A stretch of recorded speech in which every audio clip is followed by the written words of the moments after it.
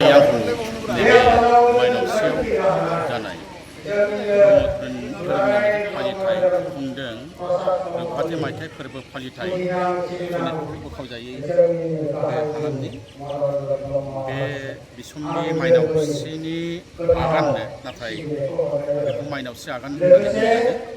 माइनाव बेवहाय जोंहा दाजाबदेरनानै माइनावसि आगान खालामनाय जादों। बियो बे फालिथायनि मोनसे जारिमिन बायदि जागोन। मानोना दासिमहालागै सनितपुराव बेबायदि ब्रह्म धोरोमनि फालिजानाय धोरोमारि बिजाब बा बिसम्बि ओंखाराखैमोन। बेखौ बेखेवनो मोननानै आं जोबोद गोजोननाय मोनदों। इयुनाव बेबायदिनो बिथांमोनहा दिहुनलांबाय थाथों।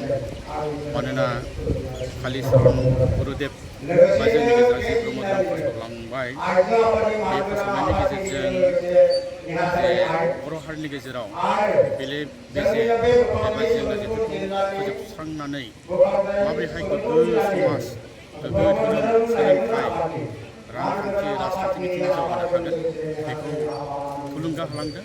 आरो बे रोखोमैनो दा बर' हारिया जोबोद गोजौआव गाखोफैबाय होननानै जों बुंनो हायो। मानोना सानसे समाव बर' हारिया जोबोद गाज्रि खैफोदाव गोग्लैबायमोन होननानै जों बुंनो हायो।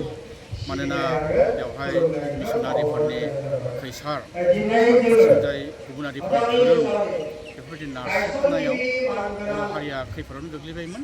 नाथाय गुरुदेबा जोंनि गेजेराव ब्रह्म धोरोमखौ लाना फैनानै जि फोसावफैबाय, बे दासिमहालागै बर' हारिखौ गोख्रोङै हमथाफिननायाव खामानि होदों होननानै आं सानो।